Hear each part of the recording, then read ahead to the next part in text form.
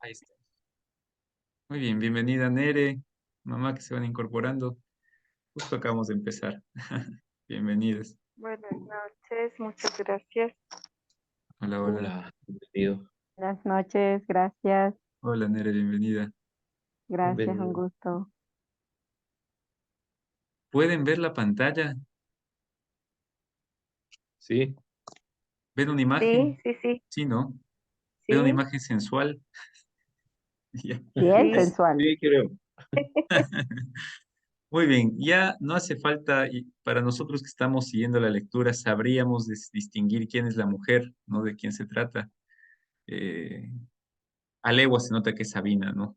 Y no solo por el espejo, sino por el sombrero, ¿no? Dos de los elementos principales de ella, que comparte también con Teresa, porque Teresa también tiene bastantes similitudes con el espejo, ambas se miran bastante, ¿no? Miran sus cuerpos, les gusta verse. Eh, bueno, les ponía esta imagen porque este es Tomás y ya vamos entendiendo un poco la psicología de Tomás, ¿no? En esta lectura que hemos tenido ya vamos viendo por qué actúa como actúa, ¿no? Ninguna actuación en nuestra vida es gratuita. Los modos en que nos comportamos no son gratuitos. Si nos dedicamos a explorarnos un poco más, a ver el paisaje que llevamos dentro, nos daremos cuenta que el modo que somos es el modo que hemos sido, el modo que nos han hecho y el que hemos decidido. Entonces, bueno, Tomás tiene un modo de ser interesante, ya lo vamos viendo. Bien, para no alargarnos mucho en esto, simplemente el resumen de los tres capítulos que avanzamos a ver de la quinta parte de la reunión pasada. Estamos en la quinta parte, en el capítulo 10. Y el capítulo 10 inaugura hablándonos de dos categorías de mujeriegos, ¿no? Esto tan interesante que hablamos la reunión anterior. Uy, se fue. Dos, como les decía, dos tipos de mujeriegos, dos categorías. Los mujeriegos líricos, decía, y los mujeriegos épicos. Y lo explica muy bien el libro, ¿no? Decía que los mujeriegos líricos, textualmente cito, dice, se buscan a sí mismos en las mujeres, ¿no? O sea, en el encuentro con ese tú, lo que buscan es un yo, en realidad. Entonces, viven el ideal del romántico, ¿no? Del que dice, yo deseo esto del amor, yo espero esto del amor, tiene como toda una serie de ideales que se forman adentro y lo que hace es simplemente proyectar esa subjetividad de él en la otra persona. Entonces, claro, cuando hay este tipo de traición, dice que las mujeres sienten incluso más empatía, porque lo que está haciendo es buscando un ideal de amor grande, alto, que como las mujeres no le pueden dar, va buscando una tras otra, ¿no? Este ideal de amor. Entonces, muy subjetivo como se dan cuenta. Es el yo que busca en el tú otro yo. No sé si se entiende, ¿no? Es como tratar de buscar lo que yo busco en mi interior en otra persona, el lírico, ¿no? Este no era el caso de Tomás, ciertamente. Y estaba el otro tipo de mujeriego, que era el mujeriego épico, nos dice el texto. Y textualmente lo describe así: buscan apoderarse de la infinita variedad del mundo objetivo de la mujer. Entonces, aquí ya no proyectan sus ideales, sino que buscan explorar ese tú, ¿no? Buscan develar qué hay en la otra persona. Buscan las variedades de la belleza femenina. Es la imagen del coleccionista, ¿no? Es la persona que la traición le ayuda a ir descubriendo cómo es cada persona, cómo es cada individuo con el cual se junta. Es más objetivo esto, ¿no? Y este sí es el caso de Tomás, porque Tomás, si nos damos cuenta, busca en las mujeres como si fuera una fórmula química, las diferencias con la una, las diferencias con la otra en el momento de las relaciones sexuales. Y es unido a su vocación de cirujano, ¿no? De abrir el interior, de develar eso que llevan dentro. Es como un investigador, en realidad, Tomás, ¿no? Bueno, eso nos comienza hablando el libro, esos dos tipos de mujeriegos. Vemos a este Tomás, después de que el libro nos dice en el capítulo 10 esta diferencia, aparece nuevamente Tomás con un pedido de limpieza. Recordemos que él está limpiando ventanas, ¿no? Le piden que vaya a una casa, Tomás va a esa casa y vemos que mantiene un encuentro erótico, ciertamente no sexual, porque solo hubo caricias, toques, pero no hubo la parte del coito, ¿no? Entonces, mantiene solamente con esta señora en forma de jirafa algo así como una especie de encuentro erótico, nada más. Decían, la describían como una mujer no muy guapa, sin embargo, bastante seductora. Esta señora tenía marido, Tomás va a limpiar la casa y ella lo que quiere es acostarse con él. Sabe que había sido cirujano, sabe su condición de intelectual checo. En ese encuentro, justamente en esa parte erótica, se describe que se creó un código entre esa mujer y Tomás. ¿Cuál era el código? Lo que usted me haga a mí, yo se lo haré a usted. Otro tipo de espejo, ¿no? Pero un espejo más existencial. Es el código que se crea entre ellos.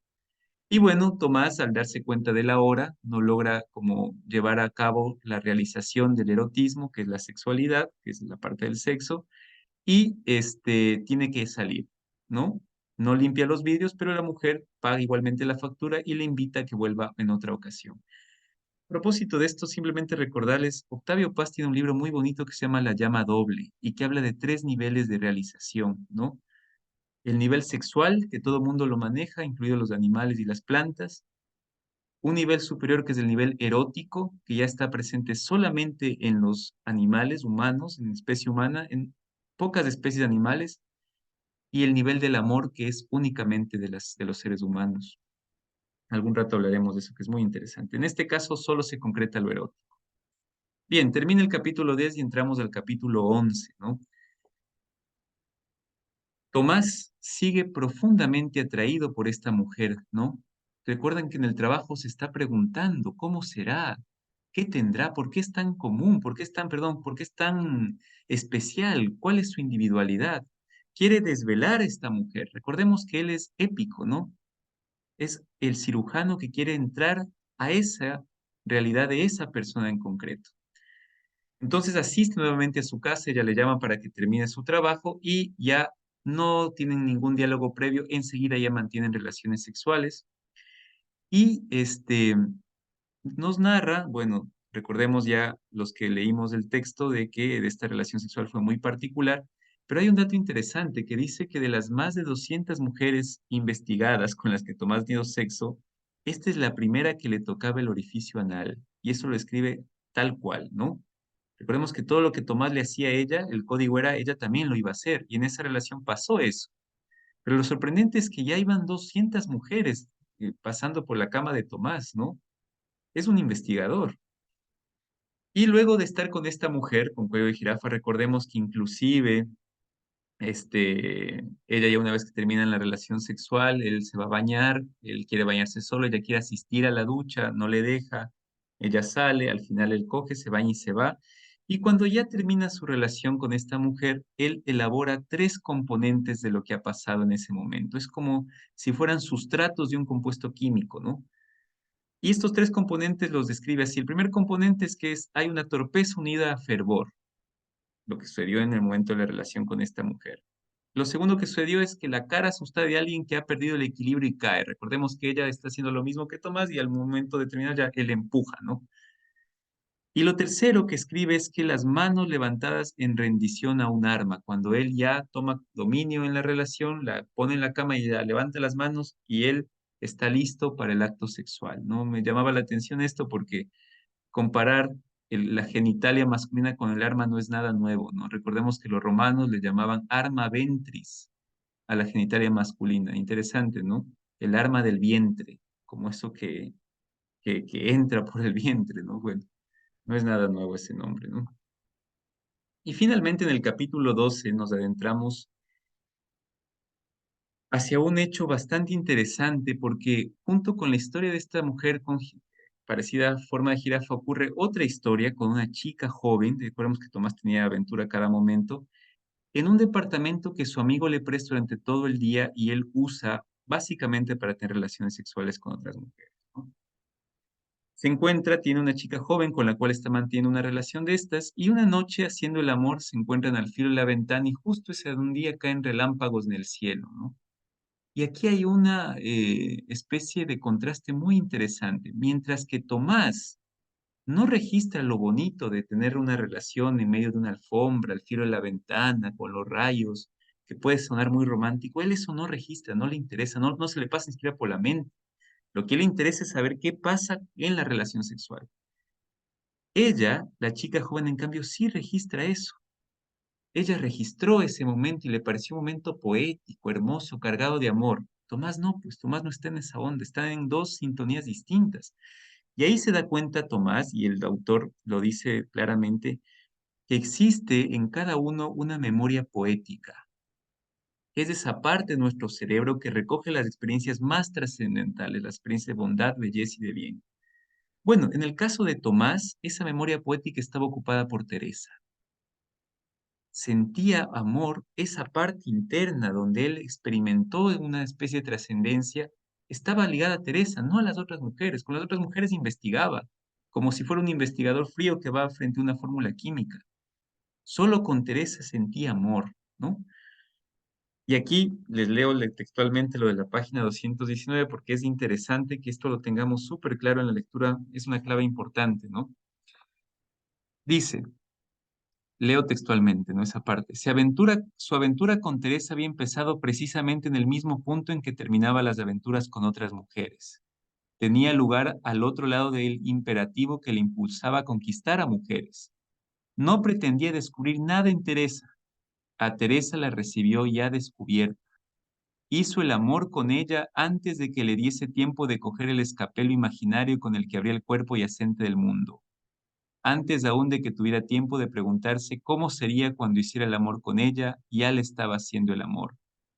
La historia de amor empezó en después. Ella tuvo fiebre y él no pudo mandarla a su casa como a otras mujeres. Se arrodilló junto a su cama y se le ocurrió que alguien se le había enviado río abajo en un cesto. Ya dije que las metáforas son peligrosas, el amor empieza por una metáfora. Bueno, hay algo ahí de especial que entró en Tomás mucho antes que el sexo, ¿no? Y nos quedamos en el capítulo 13 y con esto concluimos ya. En el capítulo 13 nos habla que Tomás cae en cuenta de Teresa, se da cuenta de que extraña a Teresa, se comienza a despertar un interés nuevo de Tomás por Teresa, ¿no? En el trabajo, ya cuando va, comienza Tomás a pensar cada vez más en Teresa y ya eso hace que no tenga ganas de seguir manteniendo relaciones sexuales con nadie. Le llaman en medio de su trabajo que vaya a otra casa a limpiar vidrios y él tiene miedo que sea otra mujer con la cual mantenga relaciones porque ya no quiere.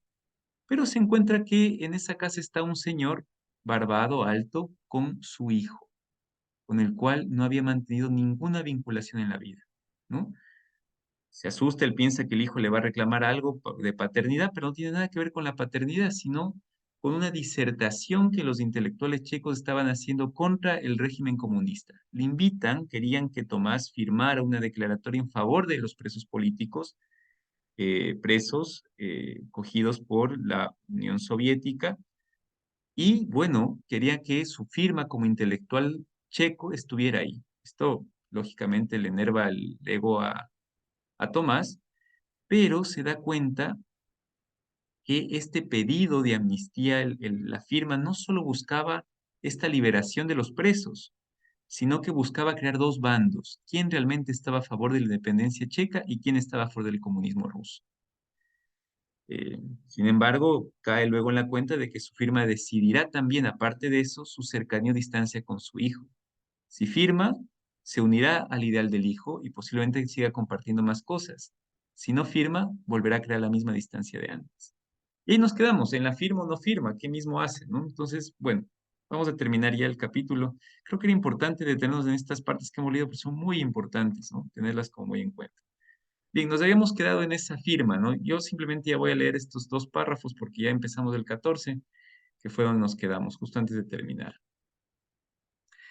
El hijo dijo, están en plena firma, si firma o no firma, ¿no? Y el hijo está ahí presente. El hijo dijo, aquí no hay nada que pensar. Las palabras eran agresivas, pero el tono era casi suplicante. Se miraban ahora los ojos y Tomás advirtió que al centrar la mirada en un punto, se le levantaba ligeramente la parte izquierda del labio superior. Conocí esa mueca de su propia cara cuando se miraba atentamente al espejo para controlar si iba bien afeitado. No pude impedir cierta sensación de malestar al verla en una cara ajena. Cuando los padres viven con sus hijos desde la infancia, se acostumbran a esas semejanzas, les parecen triviales y, si de vez en cuando las perciben, pueden parecerles divertidas. Pero Tomás hablaba con su hijo por primera vez en la vida. no estaba acostumbrado a sentarse frente a su propio labio torcido. Imagínese que le amputaran a usted una mano y se la trasplantaran a otra persona. Esa persona se sentiría luego frente a usted y gesticularía con esa mano en su inmediata proximidad. Usted miraría esa mano como si fuera un fantasma. A pesar de ser su propia mano, a la que conoce íntimamente, tendría pánico de que lo tocara. El hijo continuó. Al fin y al cabo, tú estás del lado de los perseguidos. Tomás se había estado preguntando todo el tiempo si su hijo le tutearía. Hasta ahora había formulado las frases de modo que pudiese evitar la decisión. Finalmente se había decidido. Le tuteaba y Tomás estaba seguro de que en esta escena no se trataba de los presos políticos, sino de su hijo. Si firma, sus dos vidas se unirían y Tomás se verá más o menos obligado a aproximarse a él. Si no firma, su relación seguirá siendo nula como hasta ahora, pero ya no por su voluntad, sino por la voluntad de su hijo que renegará de su padre por su cobardía. Estaba en la situación del ajedrecista que no tiene ningún movimiento para evitar la derrota y tiene que abandonar la partida. Al fin y al cabo, da exactamente lo mismo que firme o que no. Eso no cambiará para nada su suerte ni la de los presos políticos. Deme eso, dijo y cogió el papel. Muy bien, empezamos del 14 entonces. Jonathan, ¿no se nos puede ayudar, porfis? Como si quisiera premiarlo por su decisión, al redactor dijo que el artículo sobre Edipo estaba muy bien escrito. El hijo le dio la pluma y añadió: hay ideas que son como un atentado. El elogio que le hizo al redactor le había complacido, pero la metáfora utilizada por el hijo le pareció exagerada y fuera de lugar. Dijo: lamentablemente ese atentado solo me afectó a mí. Gracias a aquel artículo no puedo seguir operando a mis pacientes. La frase sonaba fría y casi hostil. Probablemente para eliminar esa pequeña disonancia, el redactor dijo: sonaba como si pidiera disculpas. Pero su artículo le sirvió de ayuda a mucha gente. Las palabras ayudar a la gente no le sugerían a Tomás desde la infancia más que una sola actividad: la medicina. ¿Que un artículo ayuda a la gente? ¿De qué quieren convencerle esos dos? Han reducido su vida a una pequeña idea sobre Edipo y quizás a algo aún menor, aún no, primitivo, que le había espetado a la cara al régimen. Dijo, y su voz seguía sonando con la misma frialdad aunque ni siquiera lo notaba. Ignoró que aquel artículo haya ayudado a alguien, pero como cirujano le he salvado la vida a algunas personas.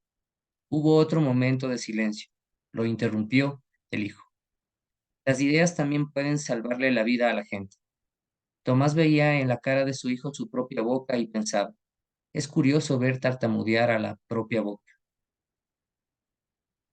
En aquel artículo había una cosa magnífica. Continuó el hijo y se notaba que le costaba hablar, el rechazo a los compromisos.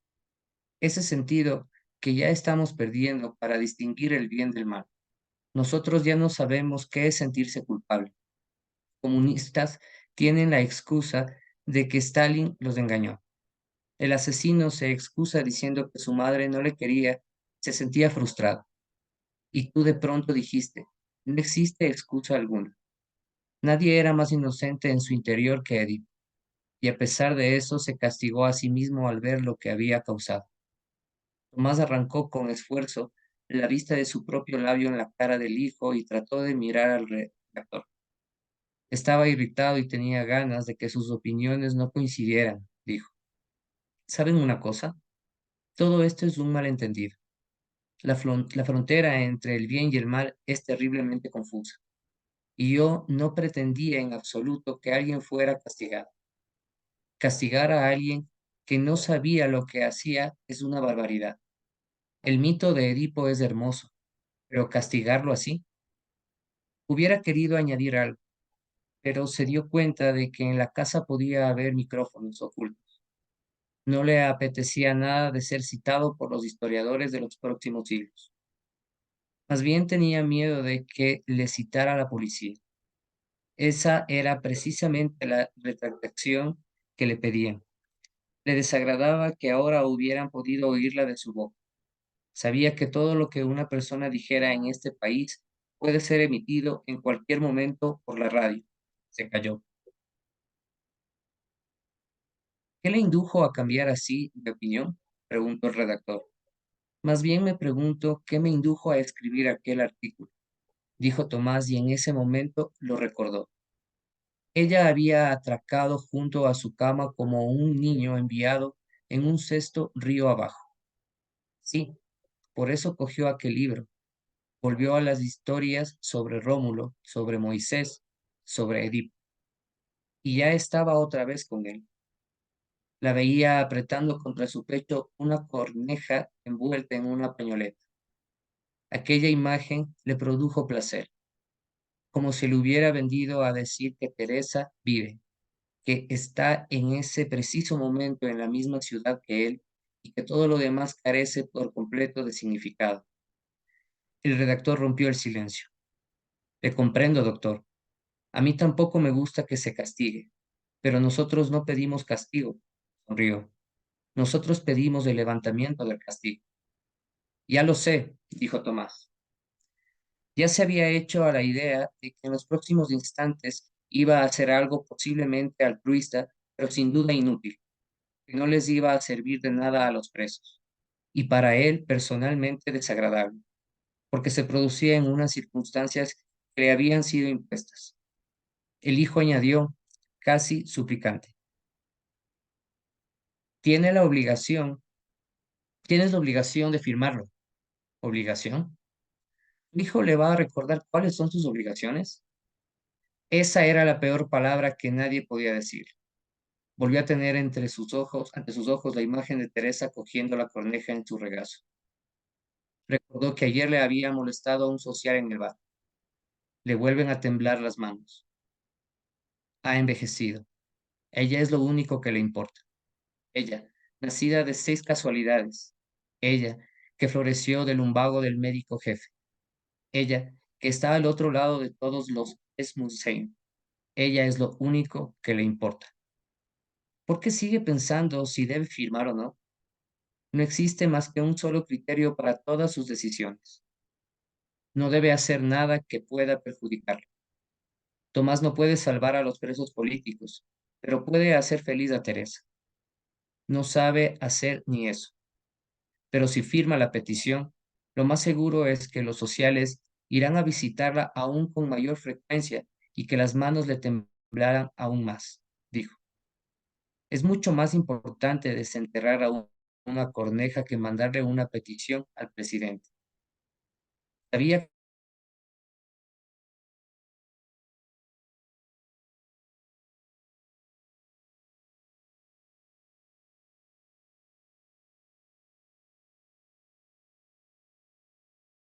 no quería verla más, ni a ella ni a su hijo. Era la misma negra embriaguez de cuando echó al buzón la carta en la que renunciaba para siempre a la profesión médica. No tenía la seguridad de estar actuando correctamente, pero tenía la seguridad de estar actuando tal como quería actuar, dijo. Súbele. No se ofendan ustedes, no voy a firmar. Gracias, Jonathan. Cari, ¿nos puedes ayudar, porfis?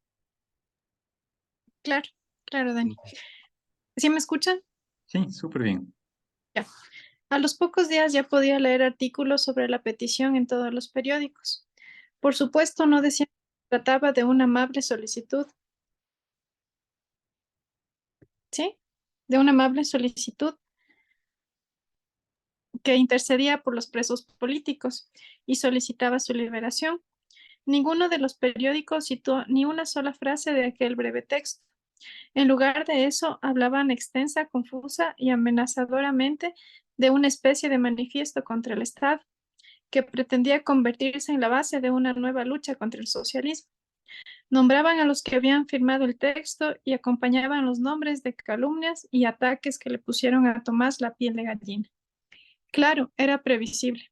En aquella época, cualquier acción pública, reunión, petición, manifestación callejera que no estuviera organizada por el Partido Comunista era considerada automáticamente ilegal y significaba un peligro para quienes participaban en ella. Eso lo sabían todos.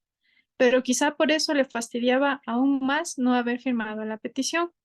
¿Y por qué no la había firmado? Ya ni siquiera es capaz de recordar exactamente los motivos de su decisión. Y vuelvo a verlo tal como apareció ante mí.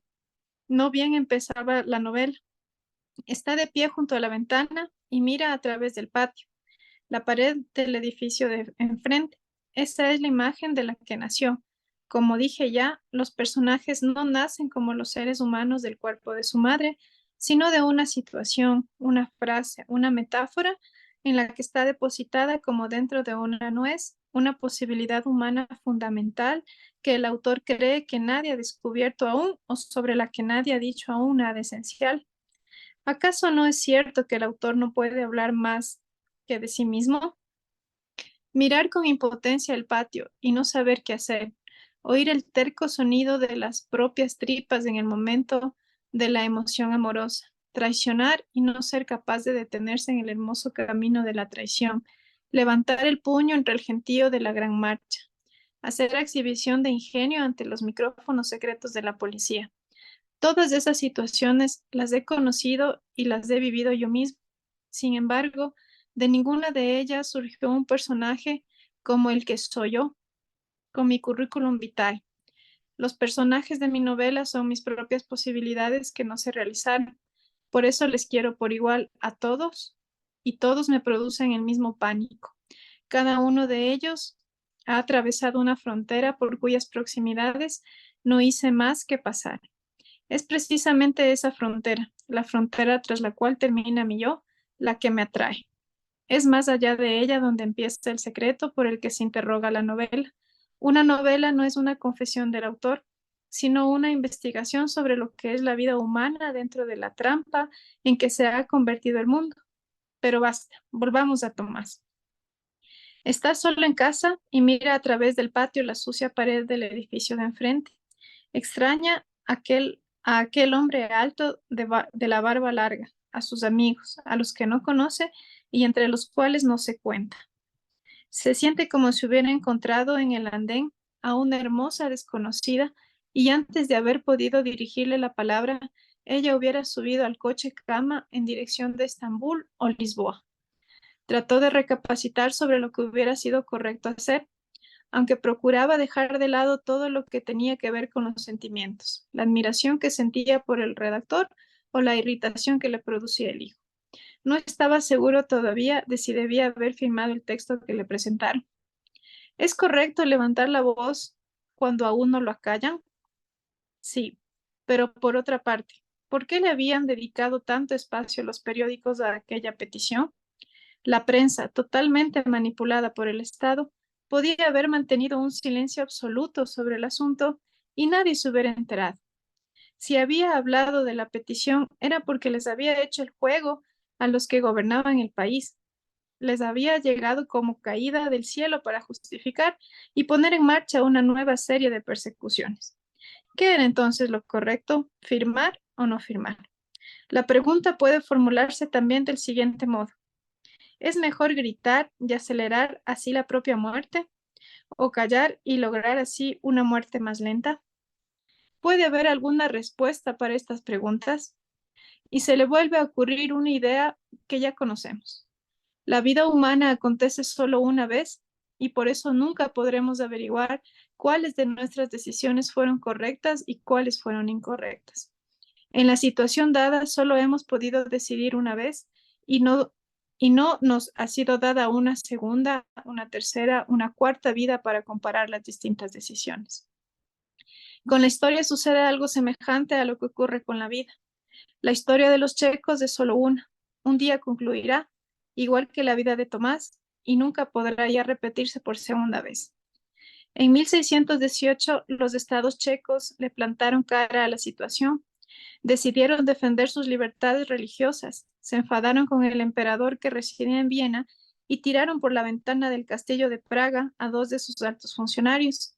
Así empezó la guerra de los 30 años que condujo a la casi completa destrucción de la nación checa. ¿Debieron haber tenido los checos en aquella ocasión más prudencia que arrojo? La respuesta parece sencilla, pero no lo es. 300 años más tarde, en 1938, tras la conferencia de Múnich, el mundo decidió sacrificar su país a Hitler.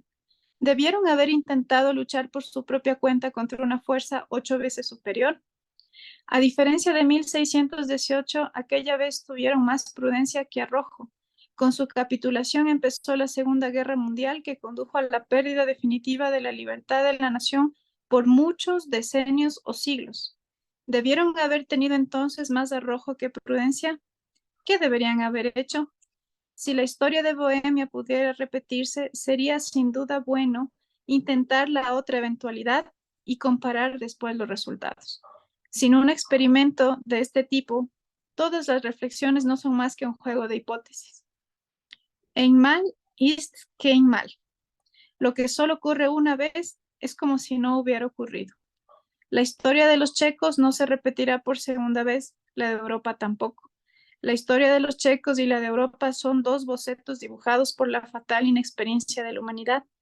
La historia es igual de leve que una vida humana singular, insoportablemente leve, leve como una pluma, como el polvo que flota, como aquello que mañana ya no existirá.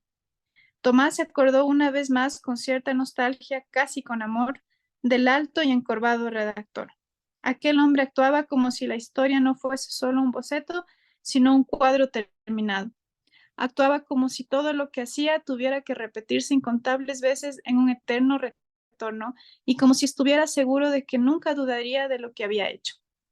Estaba convencido de que tenían razón y no creía que eso fuera un síntoma de limitación mental, sino un signo de virtud. Aquel hombre vivía en una historia distinta de la de Tomás, en una historia que no era un boceto o que no sabía lo que era. Gracias, Cari. Ya. Qué profundo, ¿no? Muy bien. Mamá, ¿nos puede ayudar, porfis?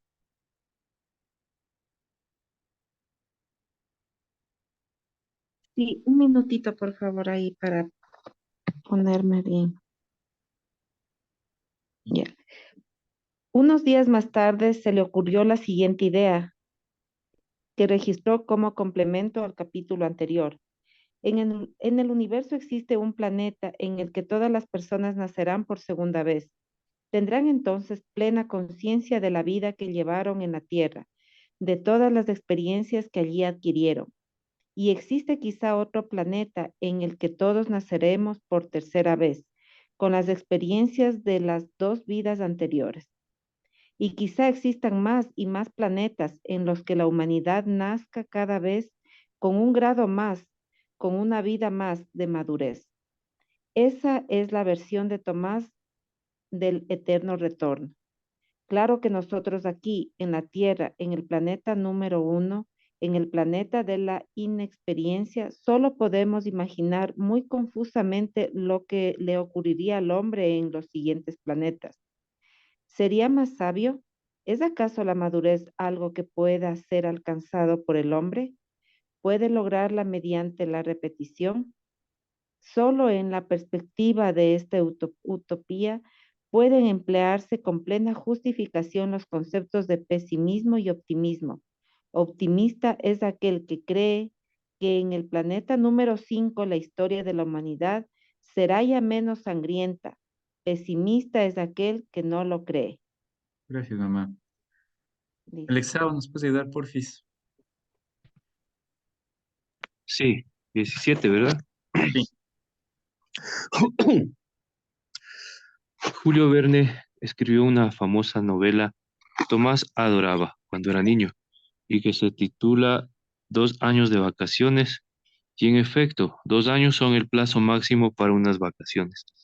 Tomás llevaba ya 3 años limpiando ventanas. Precisamente por entonces comprobaba, en parte con tristeza, en parte sonriendo calladamente, que estaba ya físicamente cansado. Tenía todos los días uno y a veces hasta dos torneos amorosos.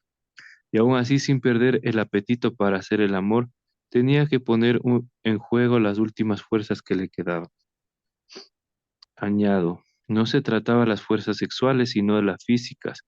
No tenía problemas con el sexo, sino con la respiración. Y era precisamente eso lo que le resultaba un tanto cómico.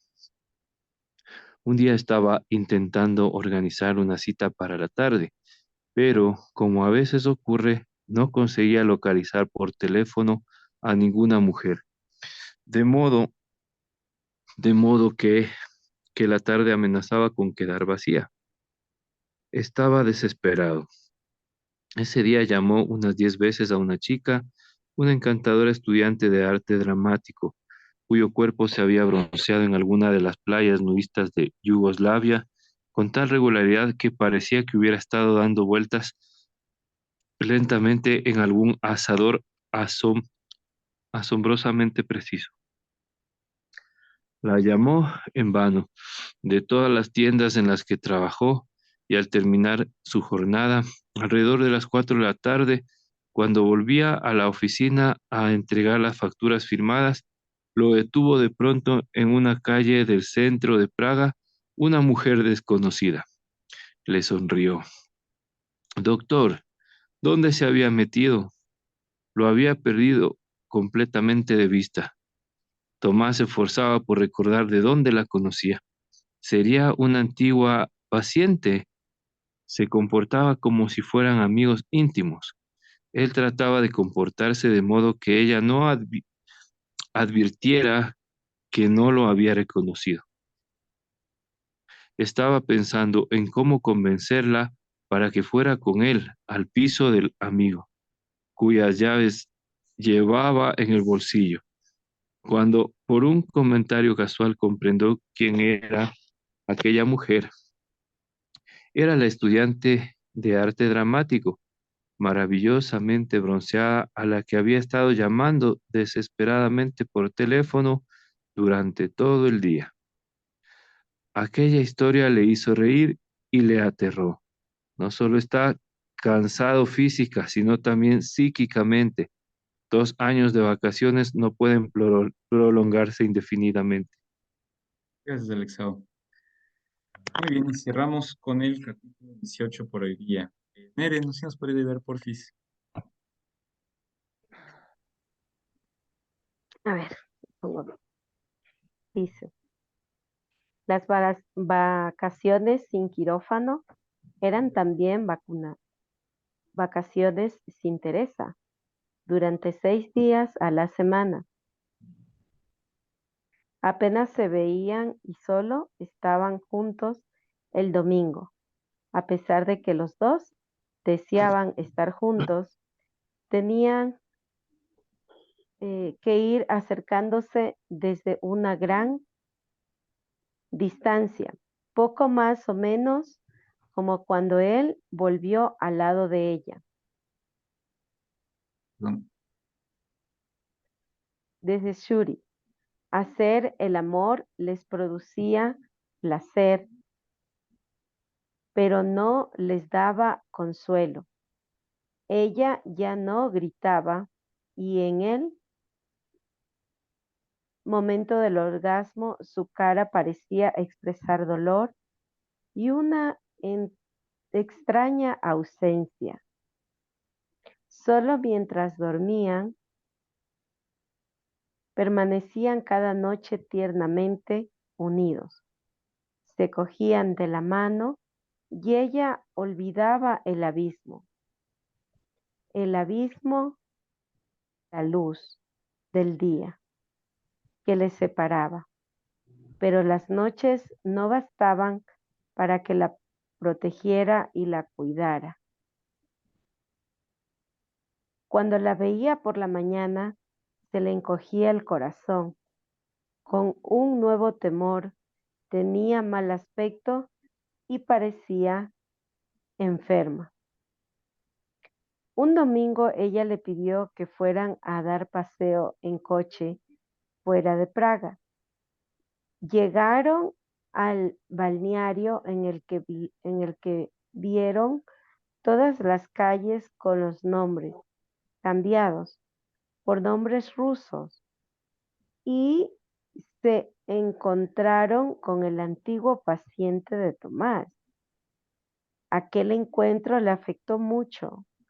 De pronto, alguien volvía a hablarle como a un médico y él sentía la voz distante de su antigua vida, con su agradable regularidad, con la atención a los enfermos, con sus miradas llenas de confianza, a las que no parecía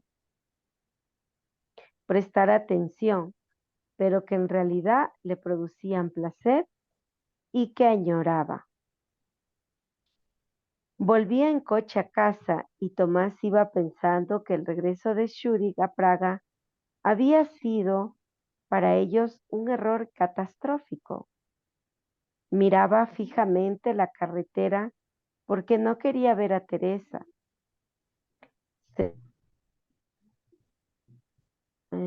Ay, espera, se me movió. ¿Dónde estamos? Sentía rabia, sí, sentía rabia hacia ella. La presencia de ella a su lado aparecía ahora en toda su insoportable casualidad. ¿Por qué estaba junto a él? ¿Quién la había metido en el cesto y la había enviado por río abajo? ¿Y por qué la habían mandado precisamente a la orilla de su cama? ¿Y por qué precisamente a ella y no a alguna otra mujer? Gracias, Nere. Creo que vamos a llegar por hoy día hasta ahí, poder avanzar algunas cositas más, aparte de la discusión. Muy bien, llegamos al capítulo 19. Sí. Un ratito, aquí tengo que apuntar esto porque después a mí se me pasa. Capítulo 19, ¿no? Sí, no, 18. Sí. Muy bien.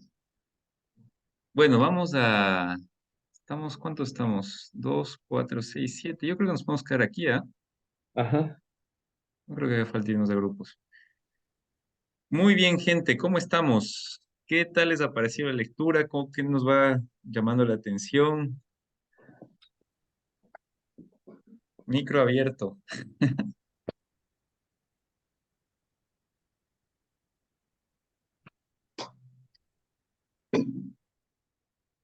Eh,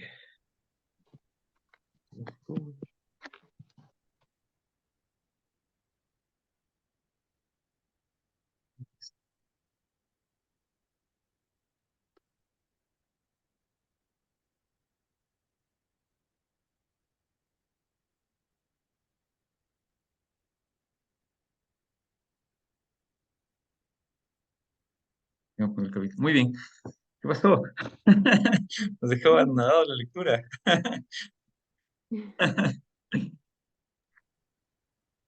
No sé qué parte. Bueno, yo si bien. quieren. Dale, Alexao. Sí, brevemente, como aclarando nomás, empezó a resultarle pesado la levedad de los 2 años de vacaciones, algo así, porque empieza como que ya se está cansando de tanta vacación y tanto encuentro sexual y todo lo que al principio le parecía como que muy divertido, ¿no? Y No sé si... diera la impresión, pero en el fondo lo que dice es que está teniendo problemas de salud, ¿no? Que le está faltando el aire, porque de ahí Ajá. sexualmente tiene hasta 2 encuentros diarios, ¿no? Ah,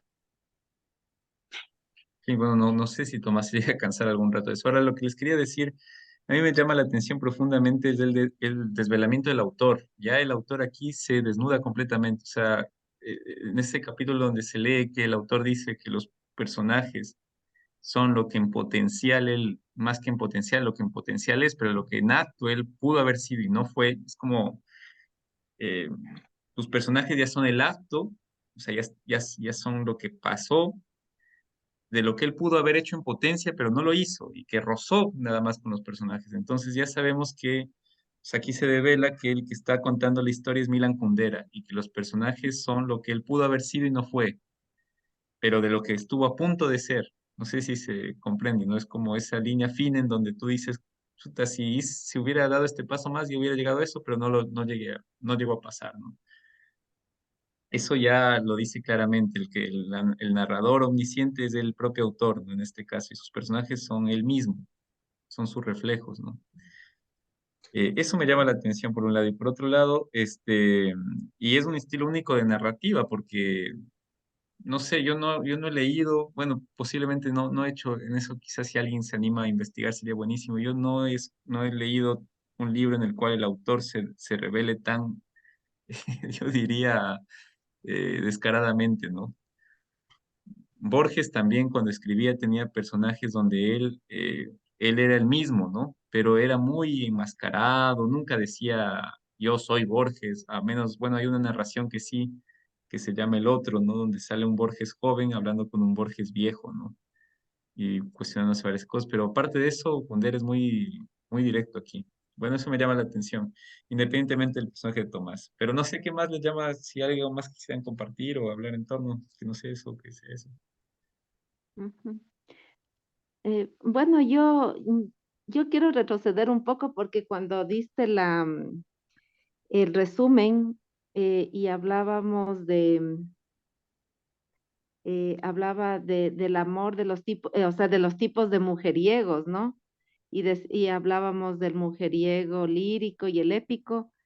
No sé si en el lado femenino también habrá esa clasificación, se puede decir, ¿no? Y que será, o sea, que las mujeres también son hombreriegas, no sé. Entonces, a mí me llamaba la atención porque, claro, estamos viendo más bien desde el lado masculino. Digo, a las mujeres también les pasará lo mismo, o sea, habrá situaciones así como, por ejemplo, la de Sabina, ¿no? Tendrá también ese tipo de clasificación. Se me ocurría eso como o sea, como una pregunta, ¿no? Se me vino a la mente. Y de este capítulo sí me llama la atención también el hecho de que ya Tomás es como que se está cansando también de esa vida que está llevando, ¿no? O sea, como que ya la parte física le está muy agotado y como que está añorando nuevamente volver a ejercer su profesión, pareciera eso. Ujú. Y también, no sé, pues no, posiblemente pase eso, ¿no? O sea, a él le gustaba, me imagino que a él le gustaba siempre la parte médica, ¿no? Y es como que se dio una tregua, como un paréntesis, ¿no? Y ve que ya, como que ya es tiempo de retornar nuevamente a su actividad médica. Y otra cosa que me llama la atención, o sea, es que veo que con Sabina ya no se ven muy seguido, sino como que Todos los los fines de domingos. semana, sí.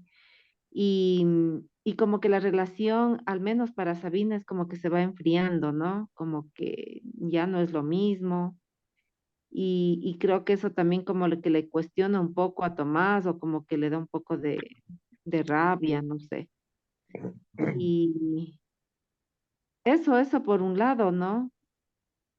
¿Será que ya Sabina se cansó de un Tomás así? Eso, eso nomás. Gracias, mamá. No, es muy profundo lo que planteas porque, claro, habría que pensar, yo diría que opera en la parte femenina y masculina de igual manera, ¿no? Pero igual eso no lo detalla el texto y quizá ya sería una especulación aparte que podríamos hacer nosotros. Igual yo creo que cada uno tendrá sus opiniones, ¿no?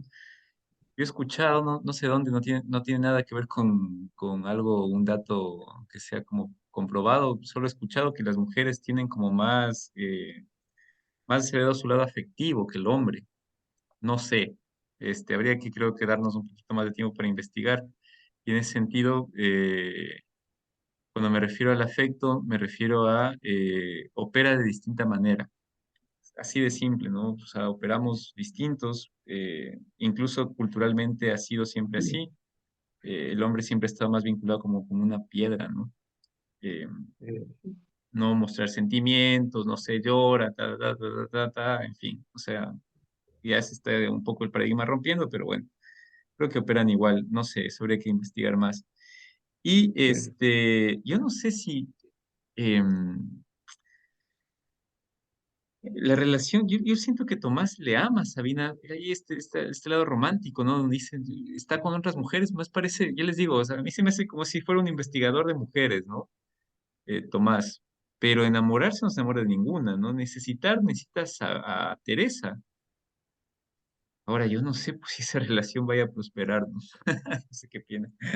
Con, con respecto a la pregunta de Eli, el libro mismo nos da respuesta porque Sabina, Sabina es la parte, es como decir el Tomás femenino, pues. Sabina tiene cantidad de parejas sexuales, a Sabina le gusta traicionar, le gusta mentir, siente placer en cada encuentro con cada hombre que está. Entonces es como, bueno, yo digo, es como el Tomás en mujer, ¿no? Y viceversa. Entonces, eh, yo creo que actualmente se está rompiendo mucho ese paradigma de que la mujer es de tal forma, el hombre de tal forma, estereotipos que con el tiempo se han ido construyendo, pero actualmente creo que estamos en una etapa de equidad en donde nos reconocemos más que por género como seres humanos. Y al reconocernos como seres humanos, también reconocemos nuestras pulsiones, en nuestras pasiones, nuestras pulsiones sexuales, del eros, y, y creo que de esa forma aprendemos también el uno del otro y desmitificamos muchas cosas. La mujer también está llamada a sentir el placer con total libertad, ¿no? Y a su manera, como a ella le guste. Y, y bueno, poniendo el punto, por ejemplo, de oportunidades, yo creo que una mujer, cuando converso, digo, una mujer se sienta en la barra del bar y de seguro en toda la noche se le acercarán mínimo unos 10 a sacarla a bailar y a invitarle un trago. Y si es que ella tiene la total libertad de elegir con quién baila, con quién avanza un poco más y con quién no. En cambio, un hombre se sienta en la misma barra, en el mismo lugar, yo creo que no se le va a acercar ni una mujer, porque más bien el hombre es A el que ti. busca, ¿no? No, mentira. Depende, Mentira. depende. Entonces, como que en el un caso las carpetas llegan y en el otro caso se presenta carpeta, algo así, por ahí. No, gracias, Alexado. Sí, no, yo creo que se puede prestar a mucha cuestión. Yo solamente me hacías acordar cuando hablabas, hay este librito de Simón de Beauvoir que se llama El segundo sexo, ¿no? Y comienza diciendo justamente eso, ¿no? Que ya no se puede hablar del género en cuanto a hombre y mujer como una especie de diferenciación, sino que habría que preguntar sobre lo femenino. ¿Qué significa lo femenino? Lo cual todos tenemos, ¿ah? El hombre también tiene un lado femenino, más desarrollado en algunos que en otros, pero hay un lado femenino. Y la mujer, lógicamente, también tiene un lado femenino, pero todo esto se ha ido como entrampando tanto y nos crea una confusión tan grande en nuestra cabeza que actuamos como pensamos, pues, y comienza a haber tanta estupidez. Pero bueno, no creo que hay que meterse en eso ahorita, pero sí, yo también rescato que posiblemente Sabina sea como el contrapaso de Tomás, ¿no? No sé. ¿Qué les parece, Cari, Jonathan, Neri, Ricky? Bueno, yo creo que me quedé un poco pensando con lo que dijo Eli, ¿no? Tal vez así como Kundera, desde que al final, ¿no? Él habla sobre él, si es que haría esto, si es que no hubiera hecho esto o tal cosa. Tal vez desde la perspectiva de una mujer como escritora, hubiera cambiado en algunos aspectos, tal vez la lectura, quizá con Sabina, quizá con Teresa. En ese sentido, sí, creo que habría que explorar, que investigar un poco más, porque muy aparte de la equidad y todo, no sé, creo que cambiaría bastante el libro. Y otra cosa, me quedé pensando en, no sé, una parte, una frase que decía, lo que se hace solo una vez es como que nunca hubiera pasado, ¿no? Eso, digo yo, transformándolo o llevándolo al plano del amor, de la pareja, sería como un instante, ¿no? De levedad a peso y viceversa. Entonces sería posible que si tal vez encontramos en un punto al amor de nuestra vida, como vulgarmente se dice, y termina esa parte, y encontramos después de mucho tiempo a otra persona con momentos o cosas similares, ¿qué se referiría si tal vez nosotros decimos lo que se hace o pasa solo una vez? Es como que no hubiera pasado nunca. Entonces me quedé con eso porque, no sé, hay cosas que por más que pueden pasar solamente una vez y no hace falta que vuelvan a pasar, ¿no? Entonces, nada, me quedé con eso y interesante lo de lo que planteó él. Creo que por una mujer escrito cambia totalmente la perspectiva y el sentimiento. Gracias, Jonathan. Sí, es la gran paradoja de la levedad y el peso, ¿no? Y del eterno Ujú. retorno también. Cari. Bueno, sí, sí, súper interesante también lo que dice Jonathan, que si fuera escrito por una mujer fuera distinto, sí, literal, fuera bien distinto, porque como comentaba en el grupo de ayer, no, de ayer, del martes, yo a Tomás no, o sea, no puedo identificarme con él, con todos los personajes como que me identifiqué un poquito, decía, ah, sí, lo entiendo, pero a Tomás no puedo entenderle hasta el sol de hoy, no lo entiendo. En esta lectura de este día, lo que me llamó fue la atención y lo que me dejó un poco pensando es lo que decía que las cosas que nosotros hacemos tenemos como solo una oportunidad para hacerlas, ¿no? O sea, no sabemos si la decisión que tomamos fue la correcta o fue el incorrecto. O sea, en realidad tenemos solo uno, como que se vive solo una vez, así como es, yo le vi así. Entonces sí me quedó como resonando en la cabeza y digo, sí, es real, o sea, nosotros nunca vamos a saber si todas las decisiones que tomamos en nuestra vida son las correctas o son las incorrectas, porque a veces uno puede pensar y decir, no, sí, estoy haciendo bien, pero con el tiempo, como se ve en el libro, es como que puede ser que haya sido más bien la decisión incorrecta, ¿no? Pero ya pasó, o sea, ya no podemos retroceder en tiempo, se vive solo una vez.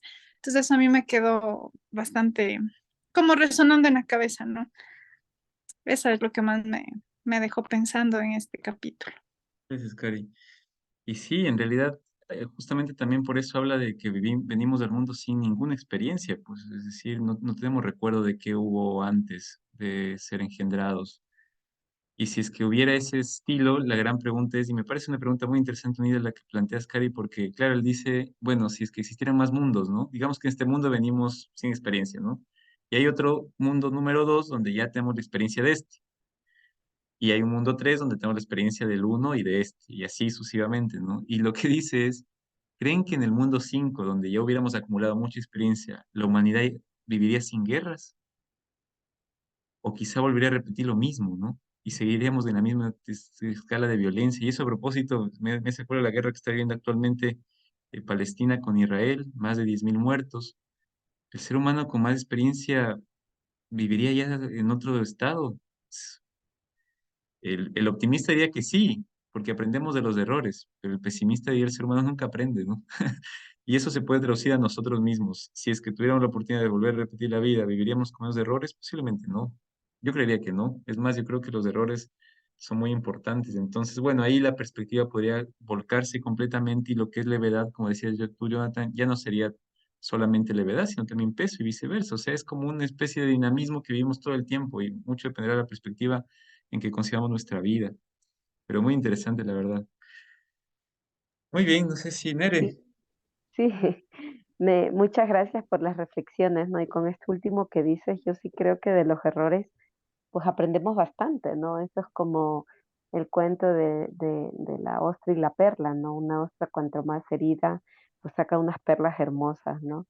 Y me llamó mucho la atención en el capítulo 17 que hay un párrafo en el que decía que todos consideramos, o sea, que es impensable que el amor de nuestra vida pueda ser algo leve, sin peso.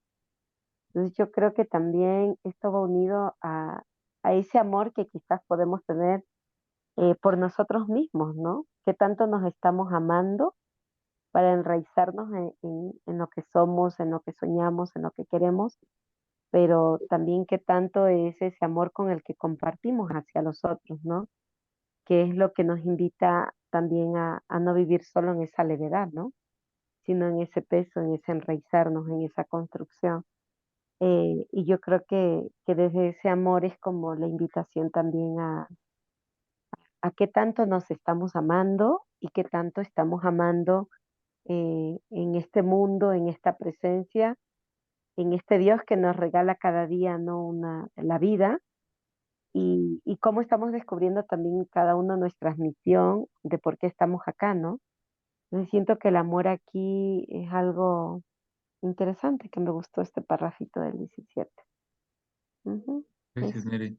Sí, qué bonita pregunta, ¿no? Y sobre todo porque tocas el tema de la trascendencia, ¿no? Es como el techo que ya lo vimos en la misma lectura, ¿no? Que en un momento determinado, cuando uno piensa en esto del destino y que está uno destinado para toda la vida con el amor de su vida, tocas un punto que ya trasciende, ¿no? Es como llegar a tocar la eternidad de cierta manera, porque el para siempre es eso. Y qué bonito sería justamente que podamos nosotros amarnos también a nosotros mismos para siempre, ¿no? Es como un lazo y a través de eso amar al prójimo, ¿no? Al próximo, al que tenemos al lado, que es el que está en la casa, ¿no? En realidad es el primero, ¿no? El más próximo de nosotros, el que está en nuestra casa, el que está al lado nuestro. Y el más próximo todavía, ese somos nosotros mismos. Eso es lo más próximo que tenemos, ¿no? Eh, Sería interesante ahora que mencionas esto, Nere, ver esto del amor en los personajes, ¿no? Tomás, Teresa, Sabina, el amor se manifiesta de distintas maneras, ¿no? A sí mismos, ¿no? Eso me parece bonito. Muy bien, gente. Ricky se nos acaba de ir, ya se durmió, creo. Bueno, yo tengo que dejarles también, mañana tengo ya mi último examen y con eso cierro mi año por fin de mucho peso, ya vuelvo a la levedad de las vacaciones. Y ojalá, si todo sale bien, nos veremos en Los noviembre. escaparates. Yo sé que cada uno está con sus actividades, sus cosas, así que mucho ánimo para todos. Cada uno está luchando sus batallas, ¿no? A veces con el trabajo, a veces con los estudios, a veces en la familia, en la vida, yo qué sé.